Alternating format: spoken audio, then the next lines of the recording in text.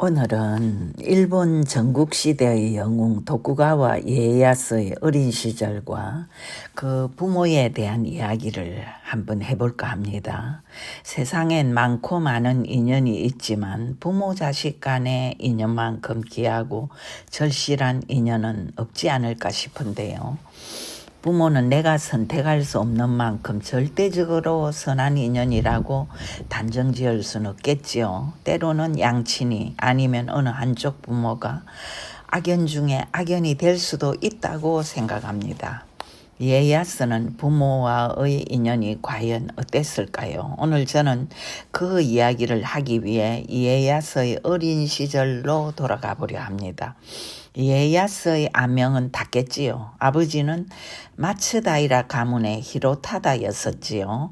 미카와 국 안에 오카자키 성에서 그는 10살 무렵부터 성주의 위치에 있었는데요.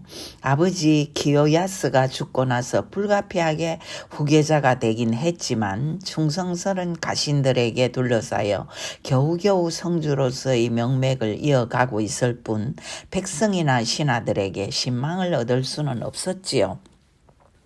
10살 남짓한 소년이 아버지의 보호 없이 당당하게 선다는 게 과연 가능한 일이었을까요? 더구나 천성이 여리고 몸까지 허약한 데다 신경질적인 예민함이 있어서 그는 매우 불행한 모습이었던 것 같습니다. 아버지 키요야스는 소문난 맹장이었고 호탕한 사람이어서 술자리에 합석한 타다마사란 다른 맹장에게 자식을 이미 5이나 낳은 그의 아내 카야인을 달라고 요구했는데요. 생코쿠 시절에 자기보다 큰 형제를 가진 성주의 요구에 거절이란 있을 수 없는 일이었지요. 미인이었던 카야인은 오타이를 낳은 생모였는데요. 두말 없이 키요야스에게 보내지고 히로타다의 계모가 되었지요. 그러나 키요야스가 죽는 바람에 머리를 깎고 불가의 선임이 되는데요. 세상과 담을 쌓았다기보다는 오카자키 성이나 또 다른 곳에 살짝살짝 드나들면서 자손들을 돌보기 위해 애썼던 그런 여인입니다. 히로타다가 17이 되자 미즈노 타다마사와 가야인의 딸이기도 한 오타이는 오카자키로 시집을 오게 됩니다. 힘이 약한 성주끼리 연합하는 정략 결혼인 셈이지요. 가야인에게 히로타다는 이붓자식이며 오타이는 친딸이었으니 전혀 남이라고는 할 수 없는 관계였지만 생고쿠 시대엔 사촌끼리의 결혼마저 합리화되어 있었으니 문제가 될 여지는 없었지만 히로타다는 오타이에게 냉정하기만 합니다. 용맹스럽진 않지만 근방에 소문이 자자할 만큼 잘생긴 미남이었던 히로타다에겐 이미 정을 나눈 척실 오이사가 있었고 아이까지 있었는데요. 예쁜 데다 영리하고 또 덕성을 지녔던 오타이는 어린 나이임에도 남편의 그런 냉정한 태도를 전혀 문제 삼지 않고 품위를 보이죠. 그 바람에 온 가신들이 오타이를 칭송하게 되고 신망을 얻게 되지요. 냉담했던 히로타다까지 차츰 그녀를 사랑하게 되었음은 물론이고요. 두 사람은 마침내 원앙 같은 부부가 되고 훗날에 이에야스 즉 다케치오를 낳지요. 다케치오는 아버지보다 어머니 쪽의 성품을 닮았고 외모는 죽은 할아버지 기요야스와 외할아버지 다다마사의 용모를 고루고루 닮았었다고 소설은 말합니다. 건강하고 앙증스러운 얼굴, 잘 먹고 잘 자고 씩씩한 데다 동글동글한 얼굴에 온갖 희노애락을 담아내는 다케치오는 성안의 모든 사람에게 사랑을 받는데요. 3살이 되던 해에 부모가 그만 이혼을 하게 됩니다. 오타이를 마츠다이라 가문에 시집 보내며 우정을 다졌던 타다마사가 죽고 말았거든요. 후계자가 된 오타이의 오빠 노부모토는 지금까지 잘 지냈던 했던 이마가와 요시모토로부터 등을 돌리고 오다 가문에 매달리는데요. 이렇게 되자 수대에 걸쳐서 이마가와 요시모토에게 의지하고 있었던 히로타다가 난처한 입장에 빠지게 되고 오타이와의 혼인관계를 더 이상 유지할 수가 없게 되어버린 거지요. 마침내 그들은 애초에 결혼이 그랬던 것처럼 정략이혼을 하게 되고 그렇잖아도 약한 심성이었던 그는 걷잡을 수 없이 무너지지요. 이미 사랑에 빠진 부부의 이혼도 기가 막힐 일이지만 오타이로서는 청천벽력과 같은 아들과의 이별에 눈앞이 캄캄해 오지요. 이제 막 살이 토실토실 올라 방긋방긋 웃는 아들을 보면서 얼마나 엄마 오타이의 가슴이 무너진 건지 표현할 길이 없습니다. 전날 밤 비밀리에 찾아와 위로를 건네며 평정심을 잃지 말 것을 당부하던 생모 카야인을 떠올리며 그녀는 막 가까스로 심신을 추스리는데요. 아무것도 모른 채 유모의 품에 안겨 웃으며 손까지 흔드는 다케치오의 모습은 책 읽는 독자들의 마음까지 울립니다. 친정에 돌아온 오타이에게 오빠 노부모토의 압력은 시작이 되는데요. 작은 성의 성주이며 오다 가문과 결속되어 있는 히사마처 토시카츠에게 시집을 가라는 거지요. 오타이에게 무슨 힘이 있을까요? 결국 그녀는 또다시 정략 결혼을 하게 됩니다. 다행인 것은 새남편 토시카츠는 천성이 온화하고 선량한 사람이어서 히로타다와 다케지오를 잊지 못하고 애달파하는 그녀를 진심으로 이해하면서 감싸주지요. 어떤 소식이든지 속이지 않고 오카자키의 뉴스를 들려주기도 하고요. 히로타다는 오타이의 재혼 소식을 듣고 더더욱 걷잡을 수 없이 무너지며 절망하는데요. 그런 그에게 얼마 후 청천벽력과 같은 일이 벌어집니다. 이마가와 요시모토가 다케치오를 인질로 보내라는 요구를 하는 거지요. 세월이 다소 흘렀다 해도 이제 겨우 5살밖에 안 된 다케치오, 엄마도 없이 자라고 있는 불쌍한 아들을 말이지요. 그점 히로타다에게는 새 여인이 생기긴 했습니다. 자신의 안전을 책임지고 있는 척근무사, 즉 코쇼는 하치아라는 애꾸는 무사였는데요. 그는 주군의 말이라면 생명을 서슴없이 던질 수 있을 만큼 충성스러운 신하였지요. 그에겐 오하루라는 사촌 누이가 있었는데요. 이미 오래전 결혼을 약속한 사이였지요. 그녀의 얼굴이 오타이를 닮았다면서 접근한 히로타다는 모욕 시중을 받으며 그녀에게 손을 대지요. 이미 정신이 피폐해진 히로타다는 꽃을 가져와서 탕 속에 뿌려라 어쩌고 하며 오하루를 농락하는데요. 그때쯤 그는 새 아내도 얻었습니다. 정실로서 시집온 야스미처의 딸 마키히메까지 철저하게 외면하며 성질을 부리고 있었는데요. 정실 아내를 첫 번째 성에 맞이하는 대신 제2의 성에서 맞는 신뢰를 범하고도 몸에 손가락 하나 대지 않는 무례까지 범합니다.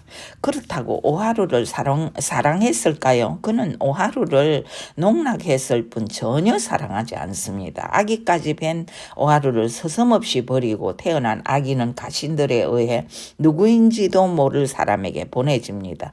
이렇게 되자 오하루는 실성을 하게 되는데요. 주군에게 약혼자를 뺏기고도 전혀 동요하지 않았던 애꾸는 하치아는 그때부터 변심을 하게 됩니다. 오하루의 어머니 즉 하치아의 고모는 단식하며 차라리 실성한 딸을 죽여줄 것을 조카에게 호소하고 고통의 끝에서 하치아는 사촌 누이이자 약혼녀였던 오하루를 죽여서 땅에 묻습니다. 그를 좀 다케지오를 인질로 이제 보내기 위해 오카자키 성에선 준비를 마치는데요. 새 갑옷을 만들어 입히고 허리엔 칼을 꽂아주고 주군의 아들을 위해 죽음을 불사하는 어린 시동들이 가신들로부터 뽑혀집니다. 마치 인형들처럼 앙증스러운 모습으로 떠날 자비를 하는 아이들을 바라보던 히로타다는 비탄에 찬 모습으로 아들에게 말합니다. 이 아비는 너에게 고맙다는 말을 하고 싶다. 너를 보내면서 아비는 자신의 무력함이 부끄러워 자식한테 머리를 숙였다. 알겠느냐?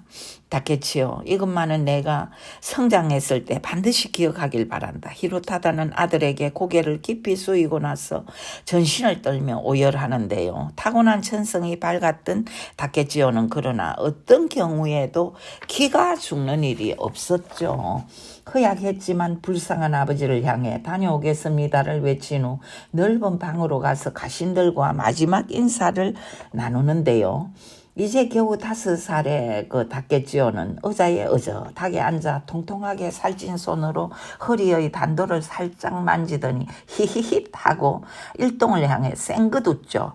그 순간 큰 방에 모여있던 가신들이 일제히 일어나 눈물을 삼키며 꿇어 엎드려 어린 그 죽은 애 아들에게 절을 합니다.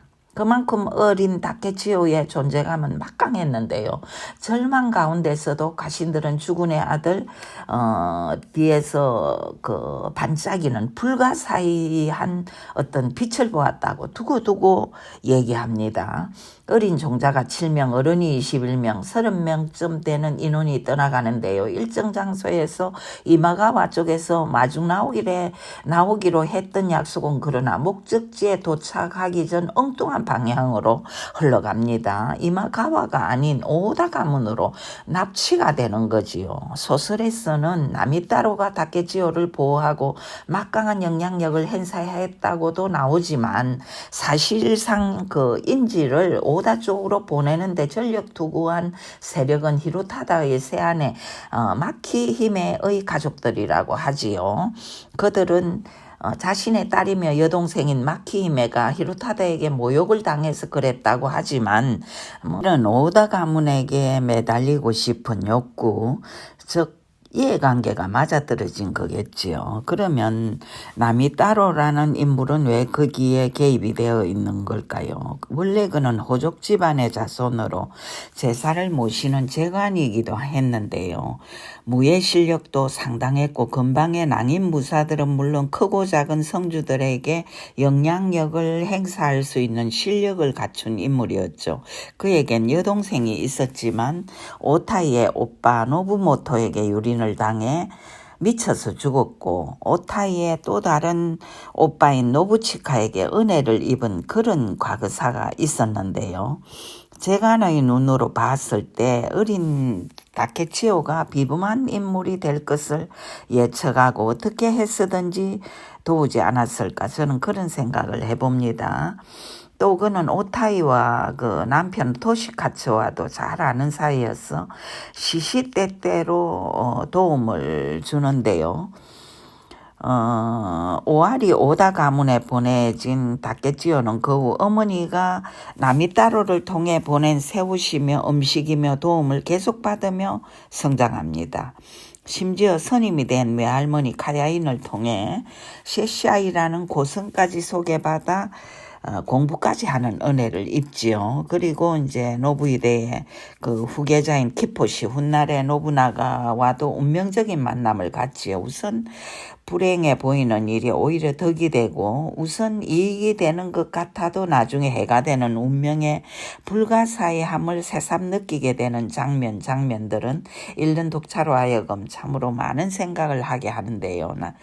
나이 고작 6살의 다케치요는 자신이 인질임을 알면서도 전혀 기가 죽지 않지요. 키포시 나이 그때 14살 무렵 그들 두 사람은 곧잘 어울려 장난을 치며 놀곤 합니다.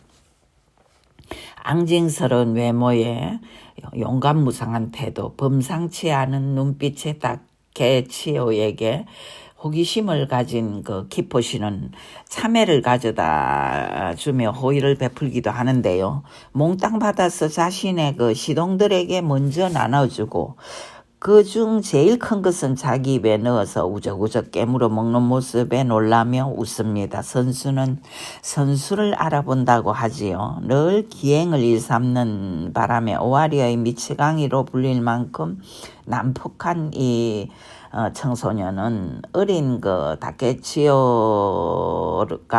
전혀 자기를 무서워하지 않고 자기 의시 대장이라며 의시되는 모습을 보고 좋아하는데요. 선물을 달라는 소리에 마당에 있는 긴 장대를 주며 칼 대신 쓰라고 떠드는가 하면 자신도 말이 필요하니 한 마리 달라고 요구하기도 합니다. 그릇이 큰 키포시는 그때마다 웃어대며 동생처럼 귀여워하고 실제로 말한피를 선물하기까지 합니다. 한편 다케치오를 곁에서 떠나보낸 히로타다는 점점 더 괴팍한 인물이 되어 가신들과 주위 사람들을 덜볶는데요. 오다 가문으로부터 인질이 우리 손에 있으니 이마가와 가문과는 완전히 손을 끊고 우리 편이 되어달라는 요구를 또 받게 됩니다. 개팍한 데다 고지식하기까지 한 히로타다는 선대부터 동맹을 맺어온 이마가와 가문과는 척을 질 수 없다며 단호하게 거절을 합니다. 그러자 오다 가문에서는 다케치오를 죽여서 그 목을 효소하겠다고 협박을 하죠. 약한 데다 오기까지 강했던 히로타다는 내 아들을 죽이든지 말든지 마음대로 하라고 큰 소리를 치죠. 남편 토시카츠를 통해 이 사실을 알게 된 오다이는 망연자실하는데요. 본인은 아니지만 버리고 온 아들이 인질이 되어 사는 것만 해도 가슴이 미어질 지경인데 그 가엾은 아들이 생부에게마저 버림받고 효수까지 당하게 되었으니 피가 거꾸로 솟는 거지요. 오타이는 이미 뱃속에 아이를 임신하고 있는 몸이지만 새 남편의 무릎에 매달려 아들이 죽기 전 한 번만 만나게 해달라고 애원을 하지요. 아내의 고통을 차마 외면할 수 없었던 토시카츠는 오다 가문의 성으로 아내가 갈 수 있게 비밀리에 다리를 놓아주죠. 하늘의 도움이었을까요? 오타이는 그날 성으로 가는 길에서 우연찮게 노부나가를 만나게 됩니다. 이미 오래전에 나미따로의 집에서 두 사람은 만난 적이 있는데요. 그래서 아는 척을 하는 노부나가는 이미 청년으로 성장해 있었고 모두들 그를 오아리의 바보니 미치광이니 하지만 끝모습은 마치 그 맹수 같지만 마음 한구석엔 인간을 향한 연민이 숨겨져 있음을 간파하죠. 오타이는 전신을 던져 아들의 구명운동을 하게 됩니다. 안내되어간 방에서 노부나가는 묻지요. 그대는 오늘 내게 무슨 선물을 가지고 왔소? 라고. 그러자 오타이는 드리겠습니다. 받아주시기를, 어머니의 마음을 받아주시기를 이라고 비명처럼 외치며 오열을 삼키죠. 다다미 위엔 끝없이 오타이의 눈물방울이 떨어지고 마침내 노부나가는 말하지요. 받았소. 그대의 선물을 틀림없이 받았소. 이제 됐소라고. 노부나가는 그날 먼 빛으로 다케치오와 자신이 대화를 나누는 모습을 오타이에게 보여주는데요. 다케치오라고 부르는 노부나가 왜 그래? 라고 심드렁하게 대답하는 다케치오는 색종이를 젓고 있었죠. 너는 내가 좋으냐 싫으냐? 아직 몰라. 그럴 테지. 하지만 너는 내가 누군지 모를 거야. 알고 있어. 뭐 알고 있다고 말해봐. 오다의 후계자 노부나가님이야. 혹시 여기서 죽게 된다면 어떻게 하겠어? 나는 내가 동생과 같은 생각이 드는데 그래도 내가 싫으냐? 다케치오는 거짓말을 하지 않아. 다케치오, 너는 이 노부나가가 너를 죽이지 못하게 해도 나를 좋아하지 않을 거니? 라고 노부나가는 다시 묻지요. 움찔하던 다케치오는 좋아하게 될 수도 있지 라고 대답합니다. 그래, 그러면 다시 만나자. 그리고 훌쩍 말에 올라 떠나면서 노부나가는 숨어서 이 장면을 보고 있던 오타이에게 말하지요. 꼬마 녀석이 나를 좋아하게 될 모양이요. 부디 이 노부나가를 정화하도록 만들지는 마시오 라고. 모든 대답을 들은 오타이는 무너지듯 주저앉으며 합장을 합니다. 노부나가는 그 아버지 노부히데에게 아버지의 시대가 끝나고 나면 나와 다케치오의 시대가 온다. 그때를 위해 인지를 살려달라고 강력하게 요구했고 그 요구는 관철이 되었지요. 아들의 구명을 위해 전신을 던지며 실력자의 마음을 움직였던 오타이의 뜨거운 모성은 그 뒤 오래도록 사람들에게 회자되고 오카자키에선 이미 마성의 절대치까지 올라간 히로타다가 부하 하치야에게 살해되지요. 칼에 찔려 죽어가면서 희롯하다는 외치는데요. 하치야, 잘 찔렀다. 너는 모른다. 사는 것은 말이다. 제업을 되풀이하는 것임을. 본성이 악한 게 아니라 견딜 수 없는 고통과 시련이 인간을 때때로 악마의 길로 인도하기도 하는 것임을 이 소설은 보여줍니다. 그날 하치야 역시 주군에 가신 실로크로의 손에 살해되고 그렇게 오카자키 성의 비극은 막을 내리지만 성은 오랜 훗날 다시 이에야스의 손에 넘겨지고 어머니의 간절한 비혼으로 살아남은 그는 생코쿠 시대를 평정한 일본의 대영웅으로 남게 됩니다. 먼 훗날 그는 어머니 오타이와 그의 가족, 즉 토시카츠와 씨다른 동생들까지 모두 오카자키로 데려와 함께 살지요. 지극한 효자로서의 삶을 산 거지요. 운명이란 전혀 예측지 못하는 사건의 연속으로 흘러가지만 결국엔 바른 쪽으로 기결됨을 말해주는 대목이라고 저는 생각해 봅니다. 그리고 그 이에야스와 어머니 오타이와의 인연은 일시적으로 비극적인 이별을 하기도 했지만 평생을 함께 한 걸 볼 때에 참 좋은 선하고 아름다운 인연이었다고 저는 또 생각을 해봅니다. 오늘은 여기서 마치겠습니다. 들어주셔서 감사하고요. 또 다른 작품으로 며칠 있다가 여러분을 찾아뵙겠습니다.